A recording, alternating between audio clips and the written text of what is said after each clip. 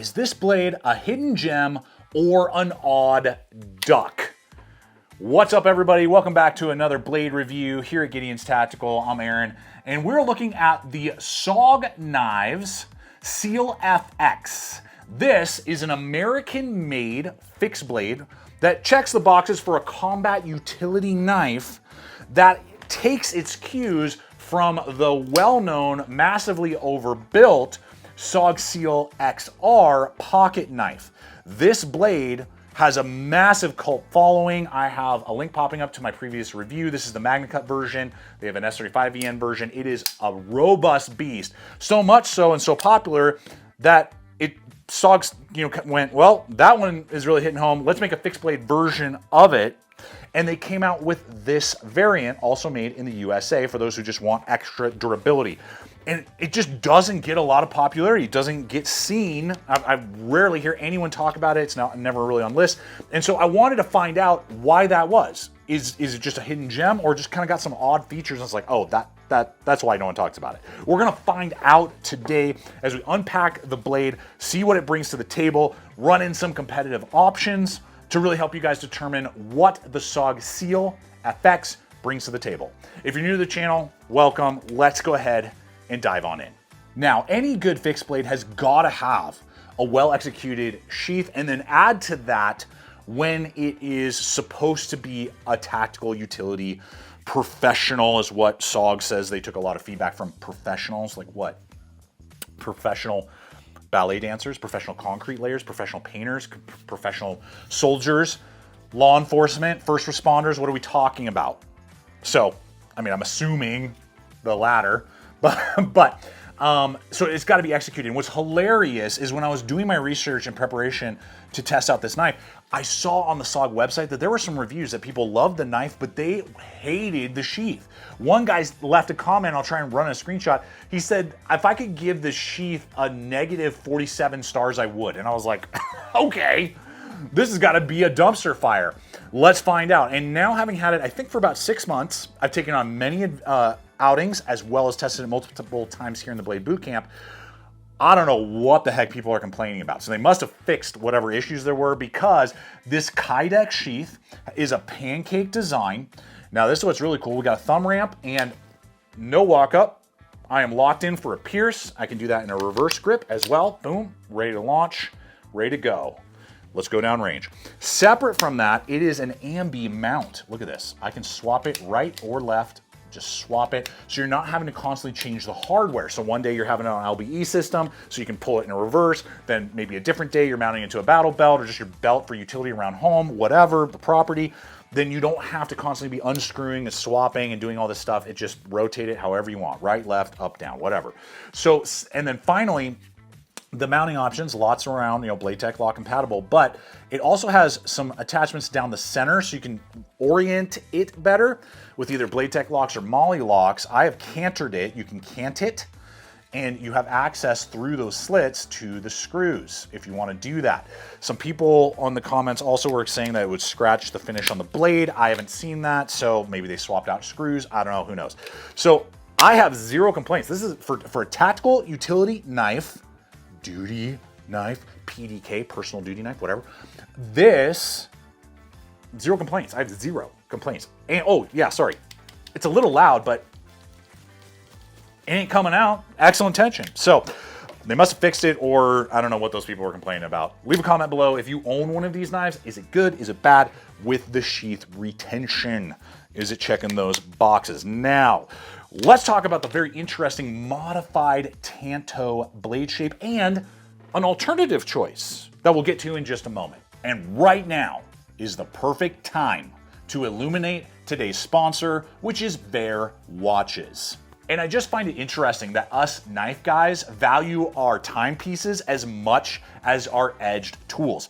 And Bear Watches brings a lot to the table, like multiple power options, including Ameriquartz, solar, or automatic, along with the durability factor, such as stainless steel bodies with locking screw-down crowns, giving you waterproof guarantees to 100 meters, and sapphire crystal over those faces, which isn't going to be as prone to scratches as cheap plastic alternatives. and with many of their models being assembled right here in the USA. Just the sheer variety that's available. If you want to go total Black Ops, you know, there's this C5 Solar, and there's the Dirty Dozen, which they have, I think, less than 30 left last I checked.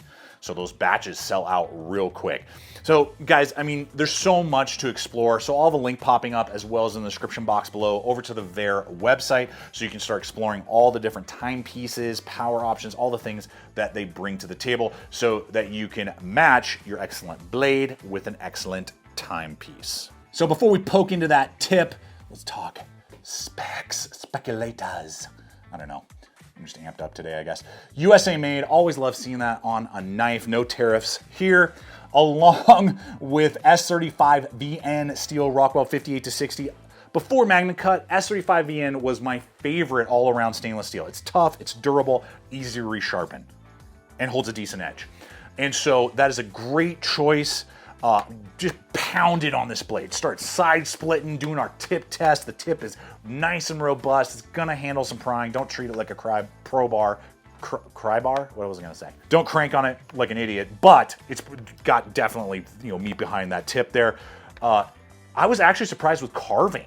Carving was actually, I mean, it's not a bushcraft knife. I wouldn't take this backpacking and hiking, but if in a pinch you had to, you could get some feather sticks going, no problem, because of the edge geometry.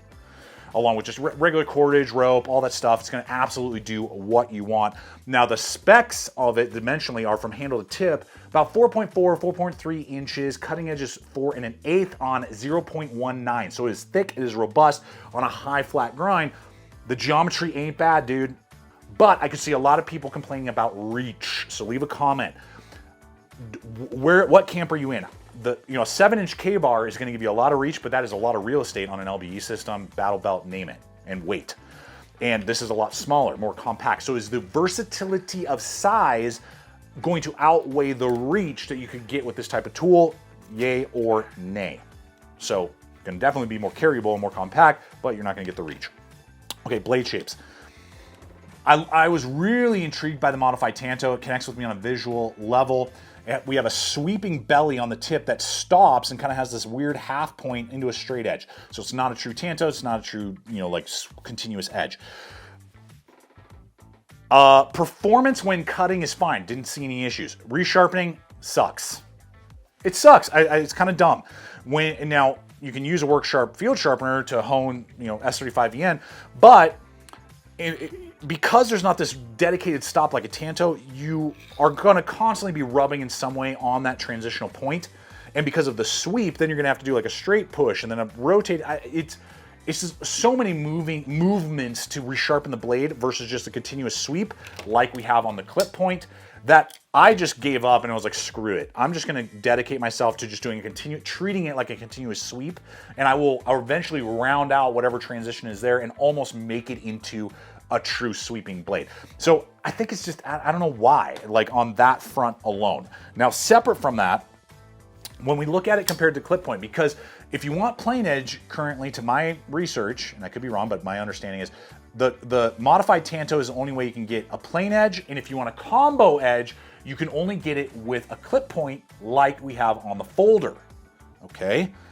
That's a little odd. And when I did some stabbing tests between these two, I had deeper penetration into a yoga mat with the clip point than I did with the Tanto. And the reason for that is, even though it's minor, the drop on the clip point to the center of the blade is more so, and because of the less belly and the broader belly of the Tanto, you have more meat of the knife you have to force through when you stab with the Tanto modified than you do with the clip point. So the clip point has less resistance going deeper. So if you're looking for pure piercing power and penetration, the clip point blade shape is better than the modified Tanto. Your mileage may vary. That was just what I experienced in my non-scientific testing. So what should SOG do? I think they should just dump this blade shape altogether and then just give us a plain edge and a combo edge in the clip point on the fixed blade. Game over. Fantastic, zero complaints, we're ready to rock and roll. As it stands, it's still very functional. Can get a lot of work done, it's unique, and if you don't mind just kind of like whipping it across with that, and you're not, yes, you want some piercing capability, but that's not the true nature, you're using it mainly for utility, No problems whatsoever. But I would love to just see them. I think they should just go clip point and do combo and straight and leave it at that and just dump this shit blade shape. But leave a comment. What do you think about this blade shape overall? Now, as we continue on into ergonomics, that is something to note. Now, the geometry on this blade is fantastic, and I am a strong believer in geometry over tread for lockup. And this is a combat utility knife, so it's going to be stabbing and piercing and slashing, and you're cutting through rope really hard and quick, and you're pressing through rubber and hoses and who knows, whatever. And you want to have really good lockup. So the guard, look at that guard, is bananas. I don't know what professional told them that, but that is more than enough. And then we got all those, SOG cut-ins, taken directly from the SOG Seal Pup. Shout out if you own the SOG Seal Pup. I still have the Elite, and tell me if you use it. That is a legendary knife. But so they basically copied those exact cut-ins. So if you're familiar with that blade, you're going to get almost identical geometry and all that. So geometry, they could have put no tread on this and would have been fine. This is the issue. You see that ribbing all the way along the entire spine, and then it goes all the way around the back end there. Well, that means it's way more comfortable with gloves on than without. It's actually more, every once in a while, if I was doing like a quick feather stick, I didn't really notice it, but man, if I was cutting through rope, like the hemp rope and sawing, or doing even stabbing, I was getting massive hot spots with bare hands. But the benefit is a lot of knives aren't really set up to be grabbed with gloves. Think of this blade, especially in that type, not for bushcraft, we're not talking bushcraft. Here's an AK 4.5. This doesn't, I'm gonna slide up if I was doing any sort of stabbing or really hard stuff. That could potentially happen with gloves on. This, never gonna happen. So if you are a person who uses gloves extensively, you will actually really enjoy this. I was using like thick winter gloves with this. It is locked in, you ain't going nowhere. You have full confidence and grip. Barehanded, and you're gonna be doing like lots of cutting, it's not fun, I'll tell you that. It definitely is gonna create some hot spots and be kind of a nightmare and not a dream. That's me, that's my mileage. Maybe I just have Lilliputian hands, I don't know. And I just need to man up. Leave a comment, maybe I do, I'll be honest.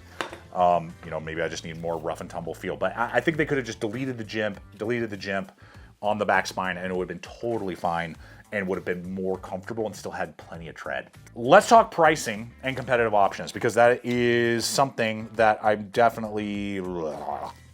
Okay, SOG sent me this knife. I requested this knife, but I always keep it real with you guys. This blade MSRP is $275. That is too much money for S35EN made in America. That's too much. Sorry, it's too much money. This, especially when you can get like these Architect knives for like maybe just over 200 in S35EN. I don't know, guys. For me, I feel like this really, and what's good, and I'll have links popping up, you can find these on Amazon. I found them for like $165 right now on sale. I would say this is a good like $150 to $200, $220 maybe knife. If you can find it for that price, excellent.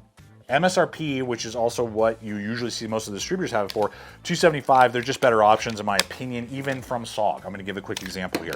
The SOG Pillar, also USA made, S35EN. So same steel. It's bigger, right? It's even in a larger blade. Look at that. Whoa, micarta. The blacked out version I found going for $165 to $180 right now. Cheaper, it's a cheaper blade. So, honestly, I'm gonna be honest. Unless there is something in the sheath or the blade size that makes more sense to you with this, the SOG Pillar is the better tactical utility knife. Boom, full stop, keeping it real. Okay, so that's me. Leave a comment if you own the legendary Pillar, which it was definitely, it's rare that like this, like you have a design and then like the next generation, like totally dethrones it. This totally dethroned the SOG Seal Pup. Much better in my opinion than the SOG Seal Pup in almost every way. One other competitive option from A&V Knives out of the Czech Republic. This is the M200, previously reviewed, video popping up. 5 inches, I believe, maybe 5 1/4. Sleipner steel, got that belly. So again, it's just like, it's ready to go. Good stabbing, good piercing, good thickness, crazy cool handle that's just gonna just absolutely lock you into place, but doesn't have all the spine jimping and stuff. It's gonna be way more comfortable if you had to use it in the outdoors, if you had to, and for longer cuts without gloves on. So, and this Kydex sheath, ambi, and I think this goes for like $230. So again, much larger blade, made in Europe, and you know, it's a cheaper blade in theory. So, guys, there's some options for you. Leave comments below what your take is, especially if you own the SOG FX. How has it been performing for you, Seal FX? Do you like it? Do you not? Where does it stack up? And I hope that I've just brought it to your attention. For those of you who maybe it is checking boxes, because I know for some of you it may be exactly what you're looking for, and for others, like, nope, no thanks. Check out the other videos. Subscribe if you haven't. Appreciate you guys hanging. And until next time, always remember to stay equipped, stay prepared. I'll see you out there.